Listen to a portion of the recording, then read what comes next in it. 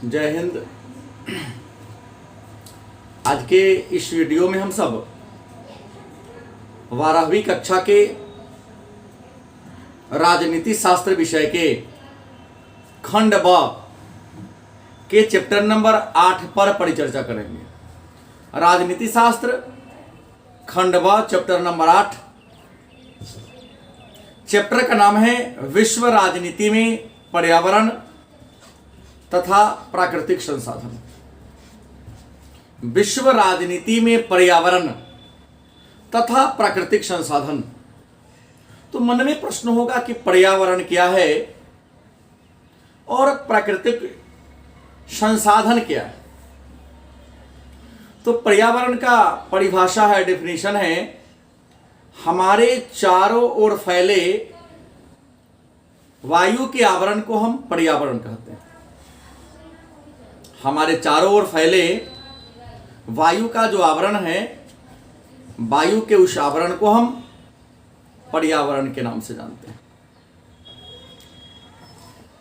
संसाधन की बात करते हैं, प्राकृतिक संसाधन की बात करते हैं। संसाधन जान ले किसे कहते हैं? तो वे वस्तु या वे सभी वस्तुएं जिनमें मानवीय आवश्यकता को पूरा करने की सामर्थ्य हो।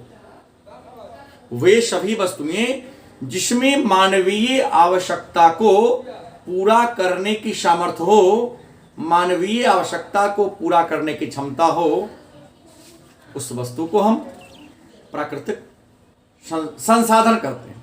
संसाधन के दो प्रकार हैं। वे संसाधन प्राकृतिक संसाधन कहलाते हैं जिसका निर्माण प्रकृति ने किया है, और मानव के द्वारा बनाए गए संसाधन को हम मानव निर्मित संसाधन के नाम से जानते हैं।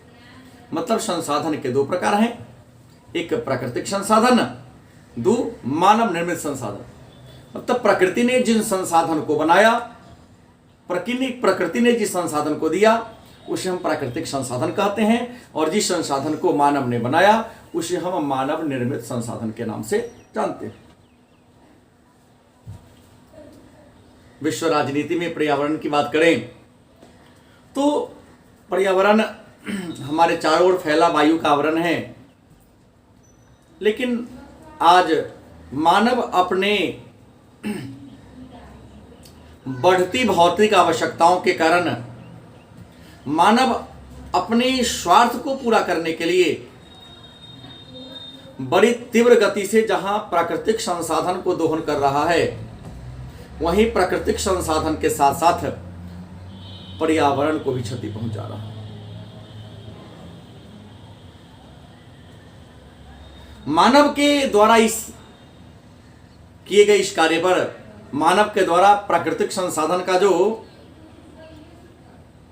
अनियोजित तरीके से उपयोग किया जा रहा है, इस पर महात्मा गांधी ने अपना विचार देते हुए कहा था कि हमारे पास पेट भरने के लिए सब कुछ है, लेकिन पेटी भरने के लिए कुछ भी नहीं है। तात्पर्य कि हमारे देश में सभी प्रकार के प्राकृतिक संसाधन प्रचुर मात्रा में हैं। एक संतोषी आदमी की आवश्यकताओं को पूरा करने के लिए मेरे पास संसाधन है, लेकिन यदि एक लोभी व्यक्ति है तो लोभी व्यक्ति की आवश्यकता को पूरा करने के लिए कुछ भी नहीं है। मानव इस धरती का सबसे विवेकशील, सबसे बुद्धिमान प्राणी है। मानव को पंचभूती जीव कहा गया है। मन में प्रश्न होगा कि मानव को पंचभूती जीव क्यों कहते हैं? तो आपको बता दें कि मानव को पंचभूती जीव इसलिए कहते हैं कि मानव के शरीर का निर्माण 5 तत्वों के मिलने से हुआ है। मन में एक प्रश्न होगा कि आखिर वह कौन कौन सा तत्व है जिनके मिलने से मानवीय शरीर का निर्माण हुआ है? तो उसका नाम है क्षितिजल पावक गगन शमीरा।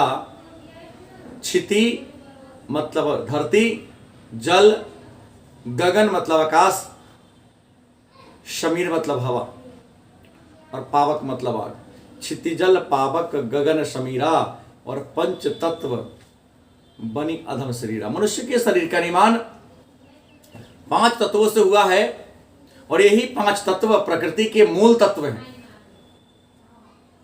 जो जीव के निर्माण में सहायता करते हैं। लेकिन जिन तत्वों के मिलने से मानवीय शरीर का निर्माण हुआ है, मानव आज उसी तत्वों को नष्ट करने पर तुला हुआ है, बर्बाद करने पर लगा हुआ है। मानव की भौतिक आवश्यकताएं आज इतनी ज्यादा बढ़ गई है कि पूरी पर्यावरण असंतुलन पैदा हो गया है। आज हमारी धरती संकट के दौर से गुजर रही है, मानव की बढ़ती आवश्यकताओं को पूरा करते करते। तो जब हमारी पृथ्वी, हमारी धरा संकट के दौर से गुजरने लगी, तो विश्व के देशों ने इस ओर ध्यान दिया। संयुक्त राष्ट्र संघ ने इस ओर सबके ध्यान को आकृष्ट किया, और इस ओर ध्यान को आकृष्ट करने के लिए जून 1972 ईस्वी में, ध्यान देंगे कि जून 1972 ईस्वी में स्वीडन के स्टॉकहोम शहर में मानव के बढ़ती आवश्यकताओं को पूरा करने के लिए, पर्यावरण को, धरती को क्या क्षति हो रहा था, इसी ओर लोगों के ध्यान को आकृष्ट करने के लिए 5 जून 1972 ईस्वी को ध्यान रखेंगे, 5 जून 1972 ईस्वी को स्वीडन के स्टॉकहोम नामक शहर में एक बैठक का आयोजन किया गया। उस बैठक को हम स्टॉकहोम सम्मेलन के नाम से जानते हैं। चूंकि स्टॉकहोम सम्मेलन का आयोजन 5 जून 1972 को किया गया था, इसलिए 1972 से ही हम लोग प्रतिवर्ष 5 जून को विश्व पर्यावरण दिवस के रूप में मनाते हैं, क्योंकि पहली बार इसी सम्मेलन में पर्यावरण के संरक्षण और पर्यावरण की सुरक्षा की बात की गई थी। इस स्टॉकहोम सम्मेलन में विश्व के 113 देशों ने हिस्सा लिया था। स्टॉकहोम सम्मेलन में विश्व के 113 देशों ने हिस्सा लिया था और एक 26 सूत्रीय घोषणा पत्र जारी किया गया था। 113 देशों ने हिस्सा लिया था और 26 सूत्रीय घोषणा पत्र जारी किया था, और इस घोषणा पत्र में कहा गया था, एकमात्र पृथ्वी, जीवन का एकमात्र आधार क्या है, तो वह पृथ्वी है, और जीवन का आधार यदि पृथ्वी है तो पृथ्वी की सुरक्षा करना, पृथ्वी की रक्षा करना, पर्यावरण का संरक्षण करना हम मानवों का परम दायित्व है। स्टॉकहोम सम्मेलन के बाद 1982 ईस्वी में संयुक्त राष्ट्र संघ की महासभा ने, स्टॉकहोम सम्मेलन के उपरांत 1982 ईस्वी में संयुक्त राष्ट्र संघ की महासभा ने प्रकृति हेतु विश्व घोषणा पत्र जारी किया और पर्यावरण के संरक्षण के लिए, पर्यावरण की देखरेख के लिए पर्यावरण और विकास विभाग का गठन किया गया। मतलब 1982 ईस्वी में संयुक्त राष्ट्र संघ ने पर्यावरण के संरक्षण के लिए पर्यावरण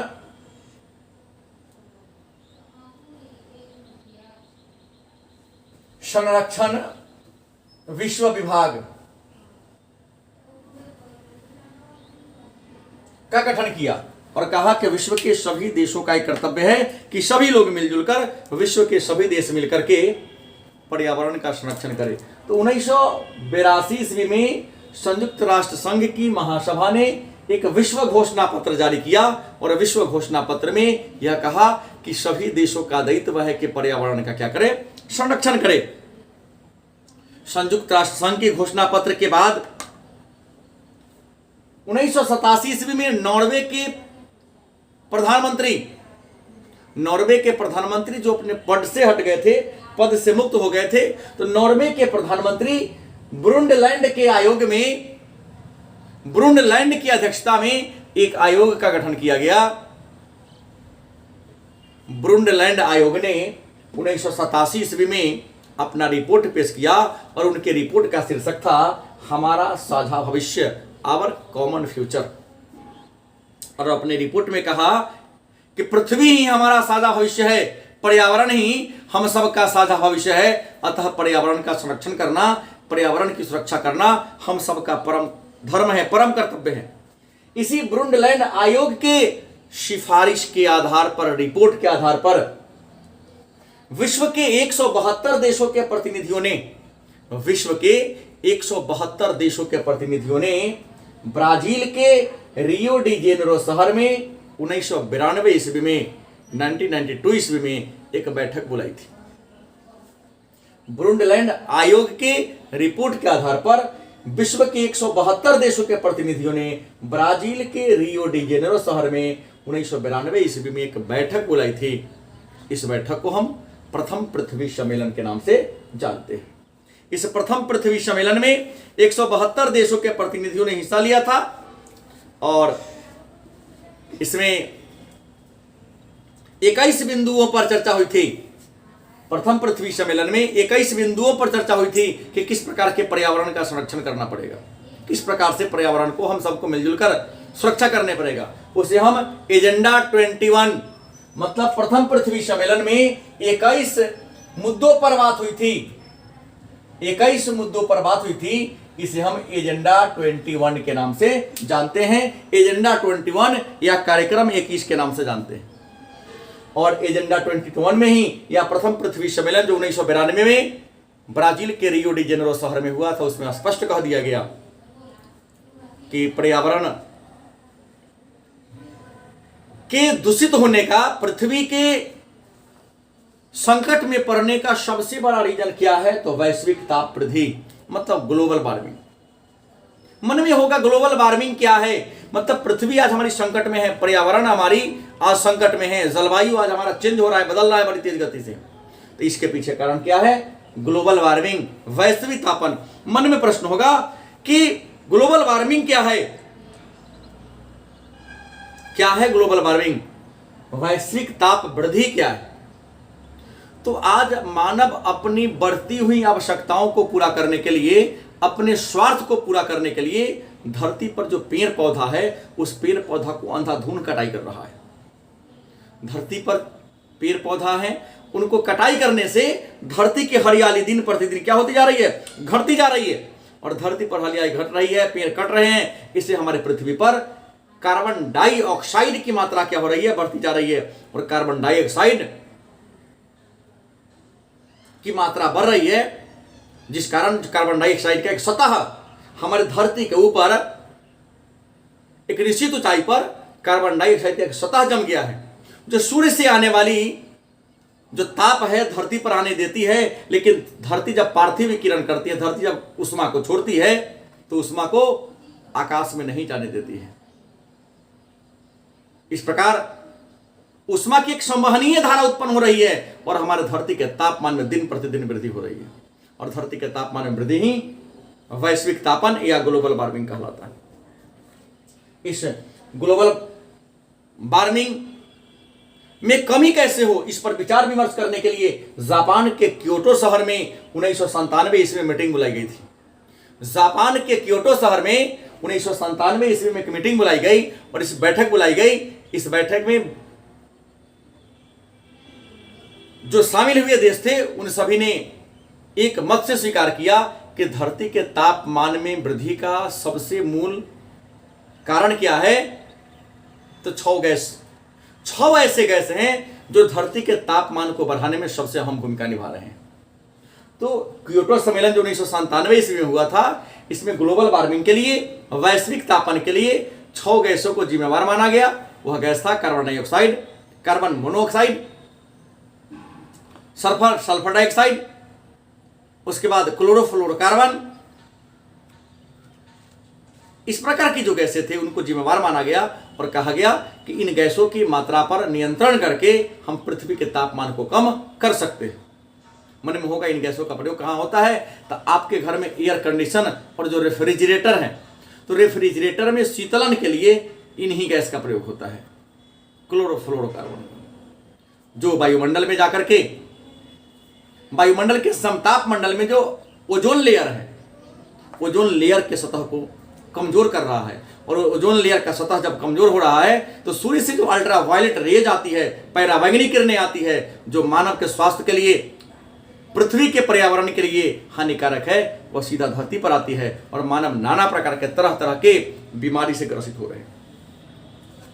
प्रथम, उसके बाद 1987 ईस्वी में कनाडा के मॉन्ट्रियल शहर में पर्यावरण के संरक्षण के लिए 1987 ईस्वी में कनाडा के मॉन्ट्रियल शहर में एक मॉन्ट्रियल सम्मेलन का आयोजन किया गया था। इस मॉन्ट्रियल सम्मेलन में विश्व के 24 देशों ने हिस्सा लिया था। मॉन्ट्रियल सम्मेलन को मॉन्ट्रियल प्रोटोकॉल के नाम से भी जानते हैं। उसके बाद प्रथम पृथ्वी सम्मेलन के बाद अफ्रीका के जोहान्सबर्ग में 2002 ईस्वी में एक बैठक आयोजित की गई थी, वही पर्यावरण संरक्षण के लिए, पर्यावरण सुरक्षा के लिए विचार विमर्श करने के लिए, जिसे रियो प्लस 10 सम्मेलन के नाम से जानते हैं, क्योंकि वह सम्मेलन प्रथम पृथ्वी सम्मेलन 1992 के 10 वर्षों के बाद हुआ था, इसलिए इसको हम रियो प्लस 10 सम्मेलन कहते हैं। और रियो प्लस 10 सम्मेलन को हम दूसरा पृथ्वी सम्मेलन के नाम से भी जानते हैं, तीसरा पृथ्वी सम्मेलन के नाम से भी जानते हैं। उसके बाद रियो डी जेनेरो सम्मेलन के 20 वर्षों के बाद 2012 ईस्वी में एक और सम्मेलन हुआ जिसको रियो प्लस 20 सम्मेलन कहते हैं। तो रियो प्लस 20 सम्मेलन का हुआ 2012 में, उसके बाद लीमा सम्मेलन 2014 में, और इन सब सम्मेलनों के बाद संयुक्त राष्ट्र संघ ने, यूनाइटेड नेशन ऑर्गेनाइजेशन ने, संयुक्त राष्ट्र संघ ने 2015 में सतत विकास का लक्ष्य रखा। क्या रखा? सतत विकास का लक्ष्य रखा, और इस सतत विकास के लक्ष्य के द्वारा पर्यावरण संरक्षण की दिशा में कदम उठाया कि किस प्रकार से पर्यावरण का संरक्षण किया जाए। और पर्यावरण के संरक्षण के लिए 2015 में यूएनओ ने घोषणा पत्र जारी किया कि वाहनों से जो जहरीली गैस निकलती है उसकी मात्रा को घटाई जाए, वनों के, जंगलों के अंधाधुंध कटाई पर रोक लगाया जाए, नदियों में जो कल कारखाना का जहरीली कचरा को प्रवाह किया जाता है उस पर रोक लगाया जाए। यदि लोग नहीं रोक लगाए, अपने एक्टिविटी पर कंट्रोल नहीं किए, तो एक समय ऐसा आएगा कि पूरी दुनिया में प्रलय मचा देगी। और मानव के द्वारा किए जा रहे इस कार्यों से मानव सभ्यता को कितना क्षति पहुंचेगा, इस पर 1968 में गैरिट हार्डी नामक व्यक्ति ने एक किताब लिखा, एक सूत्र दिया, साझी त्रासदी का सूत्र। तो साझी त्रासदी का सूत्र गैरिट हार्डी ने 1968 में दिया, और पर्यावरण का क्या इन्वायरमेंट पर, पर्यावरण का मानव के जीवन पर, मानव सभ्यता पर क्या प्रभाव पड़ेगा, उसके बारे में विस्तार से चर्चा किया। 1972 में गैरिट हार्डी ने एक पुस्तक भी लिखा, the limits of growth. The limits of growth नामक पुस्तक गैरिट हार्डी ने 1972 में लिखा, और कहा कि विकास की एक सीमा होती है। यदि विकास की सीमा को एक निश्चित दायरे तक रखा जाए तो मानव के लिए सहयोगी होता है, लेकिन यदि विकास की सीमा आवश्यकता से ज्यादा बढ़ जाए तो मानव के लिए हानिकारक हो जाती है। मतलब अति से ज्यादा हर चीज घातक होता है। अति सर्वत्र वर्जते, जैसे संस्कृत में एक श्लोक लिखा कि अति रूपेण वैशीता, अति गर्वेण रावणः, अति दानात बलिवर्ध्यो, अति सर्वत्र वर्जेत। मतलब अति ज्यादा, अति जो होता है वह हमेशा घातक होता है। विकास ठीक है, लेकिन विकास एक सीमा के अंदर होनी चाहिए तो ज्यादा सहायक होता है। सीमा से बाहर हो गया, प्रकृति को हम अपना सहयोगी समझे, प्रकृति को अपना गुलाम नहीं समझे। नहीं तो प्रकृति जब मेरे साथ, प्रकृति को अपना मित्र समझे और मित्र के साथ मित्रतावाद व्यवहार करे, डाकुओं जैसा, शत्रुओं जैसा व्यवहार नहीं करे। नहीं तो लिमिट्स ऑफ ग्रोथ, विकास की सीमा जिस दिन पार कर जाएगी उस दिन मानव सभ्यता क्या हो जाएगा, नष्ट हो जाएगा। और यही विज्ञान जब बहुत आगे बढ़ गया तो आप देख रहे हैं पिछले 2019 के दिसंबर महीना से पूरे विश्व कैसे कोरोना महामारी में गुजर रहा है। यह भी विकास की एक अति है। इंसान आज ऐसे ऐसे चीज को रिसर्च कर ले रहा है जिसकी कोई जरूरत नहीं थी। पर जर्मनी में तो पर्यावरण संरक्षण के लिए एक हरित शांति नामक ग्रुप बनाया गया है और वह ग्रुप पर्यावरण संरक्षण की दिशा में लोगों को सहायता कर रहा है। इसी पर्यावरण संरक्षण के लिए पहले भी चर्चा कर चुका हूं, उत्तराखंड में सुंदरलाल बहुगुणा ने चिपको आंदोलन चलाया। गांधी जी के दो शिष्या मीरा बहन और सविता बहन ने भी पर्यावरण संरक्षण के लिए काम किया था। सुंदरलाल बहुगुणा ने पर्यावरण संरक्षण के लिए टेहरी बांध के निर्माण का विरोध किया था और गुजरात में नर्मदा नदी पर जो सरदार सरोवर परियोजना बनाई जा रही थी तो पर्यावरण संरक्षण के लिए ही सुश्री मेघा पाटेकर ने सरदार सरोवर बांध या नर्मदा परियोजना का विरोध किया था।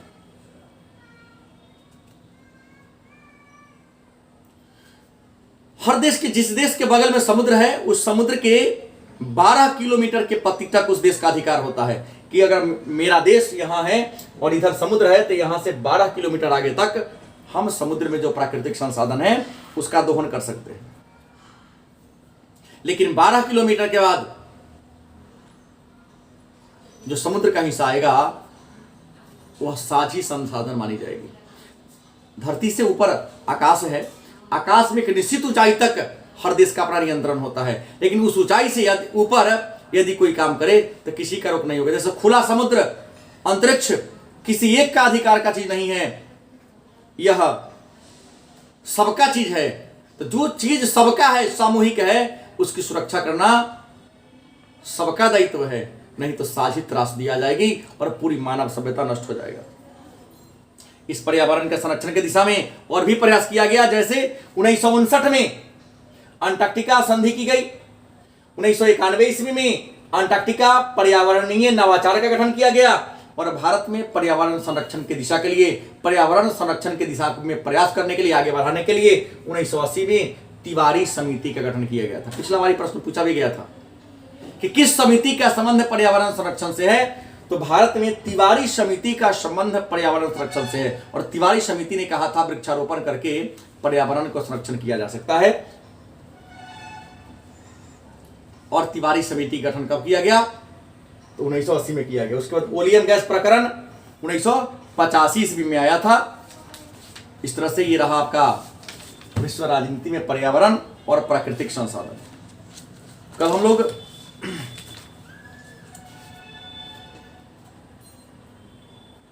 राजनीति शास्त्र के अंतिम चैप्टर को पढ़ेंगे जिसका नाम है भूमंडलीकरण या वैश्वीकरण, अंग्रेजी में ग्लोबलाइजेशन कहते हैं।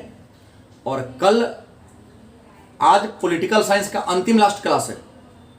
कल पॉलिटिकल साइंस पूरा चैप्टर एंड हो जाएगा। उसके बाद हम लोग रात्रि 8 बजे से किसी दूसरे विषय, खास करके साइकोलॉजी मतलब मनोविज्ञान विषय को लेकर आएंगे। कल पॉलिटिकल साइंस समाप्त हो जाएगा। आप लोग पुनः मंडे से एक नए विषय के लिए जुड़ेंगे।